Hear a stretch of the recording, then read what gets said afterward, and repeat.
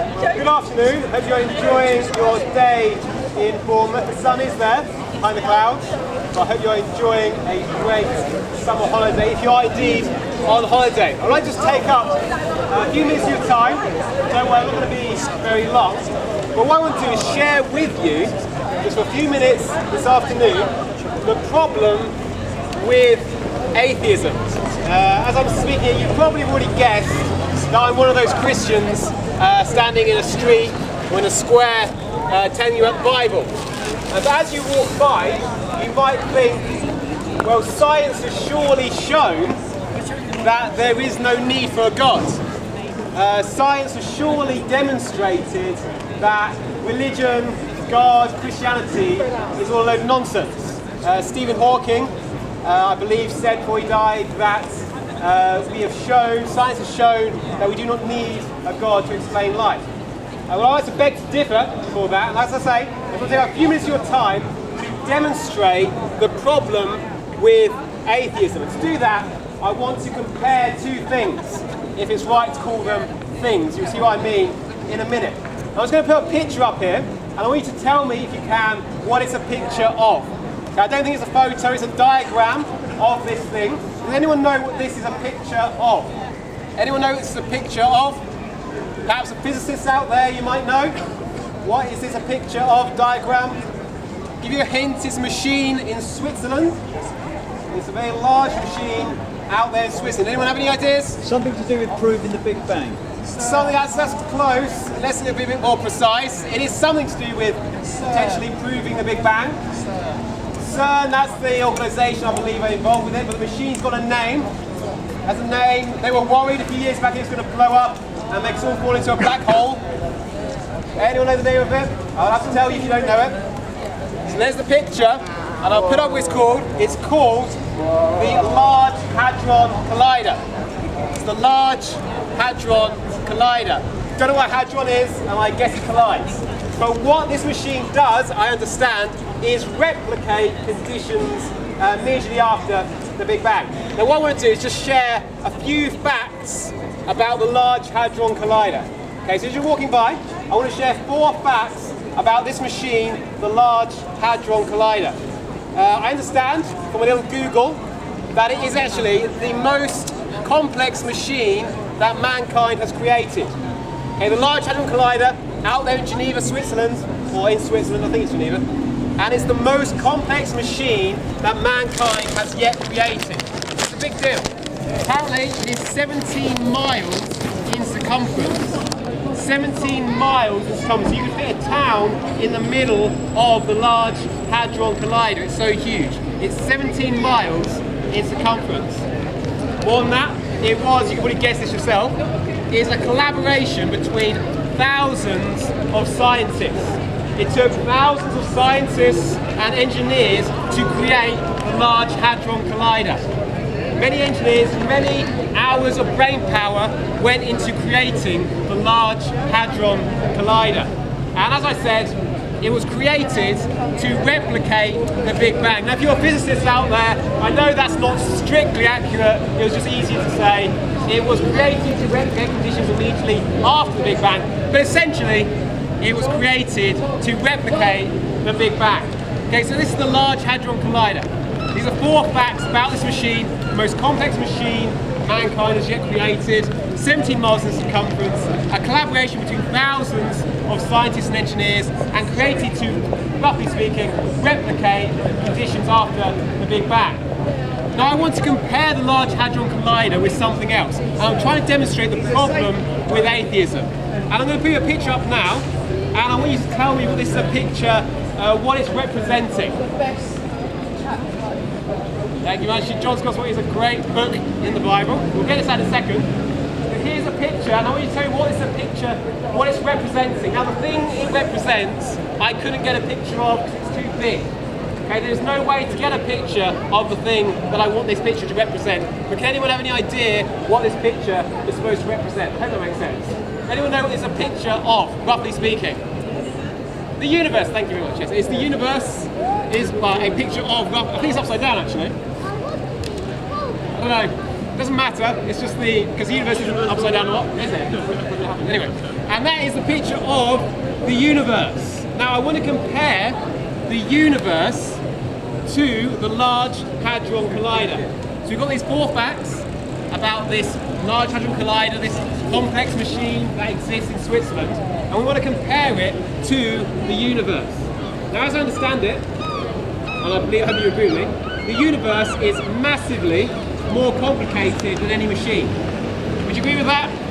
The Large Hadron Collider is part of the universe. It was created by people who are part of the universe. Therefore, the universe itself must be more complicated than the Large Hadron Collider.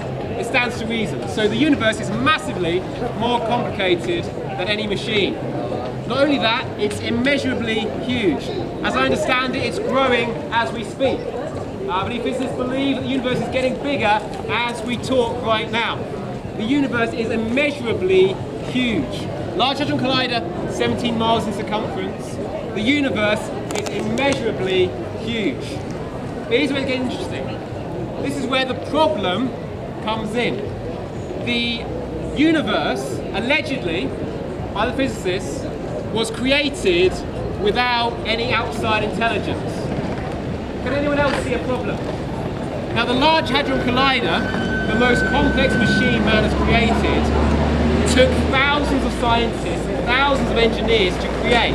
And yet the universe, which is massively more complicated than any machine, the universe which contains the people who created the Large Hadron Collider, somehow came about without any outside intelligence. Does that make sense to you? Does that not create a problem in your mind that something less complicated came about by huge loads amounts of manpower and intelligence to create, and yet the universe was created out of nowhere from nothing for no reason? More than that, the universe allegedly was created because of the Big Bang. So physicists will say that the universe was created because of the Big Bang, and yet the Large Hadron Collider was created to replicate the Big Bang. So the very machine which was designed to replicate the Big Bang actually required more intelligence than the Big Bang itself. Now does that make any sense to you? Does that seem strange to you? It should. It seems strange because it's crazy. It's crazy that the Large Hadron Collider took thousands of people, thousands of minds to create, and yet the universe, which is, I would almost be tempted to say, infinitely more complicated than the Large Hadron Collider, came about by itself out of nowhere for no reason. To me that doesn't make sense. It makes no sense to say the universe came about by itself, yet the most complex machine man has created came out of nowhere. When we compare the two, it makes no sense. You might say, as you're walking by, well, who am I? I'm some guy looking odd in a street in Bournemouth. Who am I to say Stephen Hawking was wrong? Or Richard Dawkins is wrong? Who am I to say that they've got it wrong and I've got it right? Well, I think there's a reason. There's a reason why people don't want to believe that this was created. People are more than happy to believe this was created. It improves our egos. We love the idea that we can create this amazingly complex machine. I agree, it is amazing. But we don't want to believe that this was created. Now I've got a quote here, and now I apologise first of all, this quote has got some big words in it, but you're intelligent, you can handle it. And this is what the man, Richard Lewontin, who's a scientist, I believe he's still alive, he's not a Christian, he's not religious as far as I'm aware, he said this. He said, "We take the side of science in spite of the patent absurdity of some of its constructs. Because we have a prior commitment to materialism, we cannot allow a divine foot in the door." Do you know what he's saying there? What he's saying is, we believe that the world came out of nowhere from nothing, even though it's absurd, even though it seems crazy, because we cannot allow a divine foot in the door. We will not allow the possibility of a God because we have a commitment to materialism. Materialism is the belief that stuff is all there is. You know, that what you see, what you taste, what you smell is all that there is. And if you believe that, if you have a philosophical belief that everything you taste, touch, smell and see is all there is, you cannot allow the possibility of God. You just can't. You cannot allow God in the door. Therefore, scientists, not because of any evidence, not because of any science, but because of a prior commitment to say there is no God. But the question I would ask is, why is it not possible that God created? Why is it not possible that a God, just like the Large Hadron Collider was created, just like these machines we see every day was created, is it not possible, is it not reasonable that the universe itself was created? Is there anything unreasonable about that? The answer is no. There's nothing unreasonable about the idea that God has created this world. What is unreasonable is that people don't want to believe in a God. Deep down inside, we don't want to believe that this world was created. We would much rather believe it came out of nowhere for no reason, because then we're not accountable. You may have heard of the book Crime and Punishment, written by a man called Fyodor Dostoevsky, one of the most famous novels that this world knows.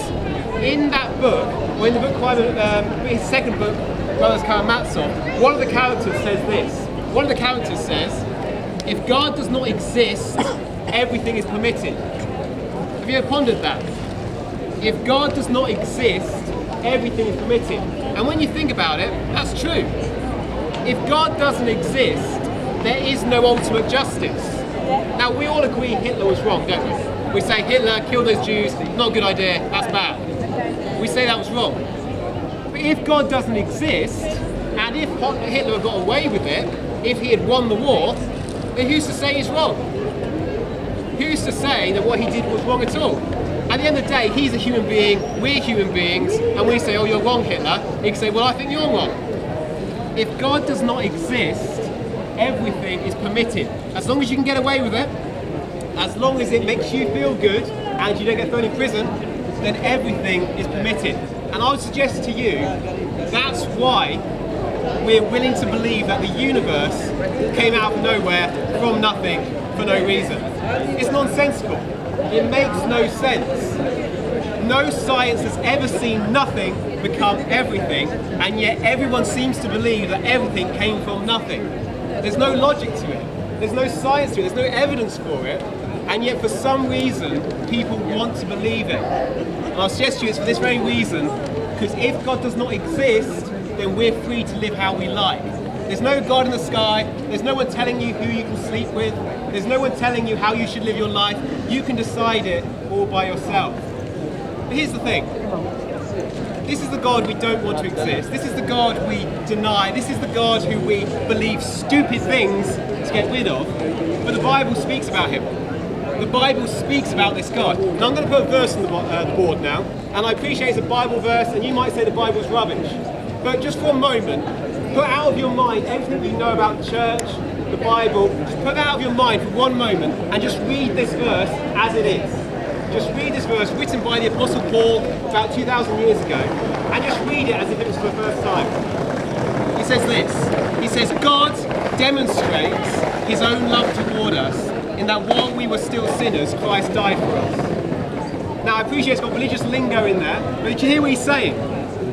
Paul's saying that God demonstrated his love for us by sending his son to die for us. Jesus, when he hung on that cross and was spat at and whipped and beaten, he was paying our fine for us. Now we reject God, we turn away from God, we stick two fingers in the face of God, and because of that we deserve punishment. That's why we fear death. We fear death because we're afraid all our skeletons will come rattling out of the closet. We fear death because we're afraid that the things that we did in our minds, the things we did years ago, will one day be held to account. And so we fear death. And so people who haven't been religious all their life suddenly call the priests. And they haven't gone to church, they haven't prayed in their life, but when it comes to death, suddenly they want a priest. They want to have peace in death. Because we have guilt. We have this conscience. But this verse says that Jesus died to take away that guilt, to take away that sense of punishment. Put it this way, I heard a story about a man in Afghanistan just recently, and he was walking through Afghanistan. He was a soldier with his troop, and as he was walking, someone threw a grenade at he and his men. And this grenade landed on the floor in front of him, and he knew it was going to go off any second. Grenade on the floor, it's about to blow up he and his men. But this man, his name was Croucher, surname Croucher, he had a decision to make. On his back he had a rucksack, a Bergen, and he decided to turn around and smother the grenade with his rucksack. And the grenade went off and he actually survived. No, he didn't. He smothered the rucksack, he did, sir. He smothered the grenade with his rucksack and he took the blow for his men. He was willing to give his life for his friends. And he got a medal for it, he didn't die, he survived, and everyone applauds him now. Everyone says, oh, that's amazing. He was willing to give his life for his friends. What this verse says is that Jesus was willing to give his life for his enemies. Jesus was willing to give his life for his enemies. Would you die for someone who you hate? Would you die for someone who hates you most? Everyone says no. Of course you wouldn't. You wouldn't die for someone who hates you. Some of us would struggle to die for our friends. Hopefully we would, but we're not so sure. Jesus, the Bible says, died for people who couldn't give him the time of day. Now if that's true, if there's the least chance that's true, that's worth a few minutes of your time. That's why I'm willing to stand here and look a bit stupid. Now I realise that. I do realise this isn't normal. But if that's true, that's worth it. If it's true that God really did send his son to die for us, that's worth a few minutes of your time to consider. That's why we're giving away this free portion of the Bible. There's nothing magical about it. It was written by a man called John. He saw Jesus. He saw how he lived, how he died, how he rose again 3 days later. And you can read it for yourself. We don't ask anyone to accept our word for it. Why should you? Why should you listen to what we say? You don't know us. We should ask you to look at the evidence for yourself. Maybe it might be true. It might just be true that Jesus did die for you. That Jesus did, when he hung on that cross, pay your fine instead of you. If that's true, you can't ignore it. If that's true, that's the best news that you could ever hear. And if that's true, it's worth considering, taking a few minutes of your time to consider it. That's why we're giving this away. It's John's Gospel. If you'd like one, just take it from me. There's no strings attached. All we ask is that you read it for yourself. We don't want to hammer it down your throats. We don't want to force you to believe. We can't do that. All we want is you to analyse it and look at it for yourself. Read it, look at it, see, maybe, just maybe, what John says is true. And if it's true, it will change your life. I can testify to that, and I'm sure you can find it for yourself too. Just read and look at what John says about Jesus, how he came to die for you. I'm going to stop now before my throat completely gives way. But if you'd like one, please take one from me. They're completely free. And I'm going to hand over now to someone else, and someone else will speak.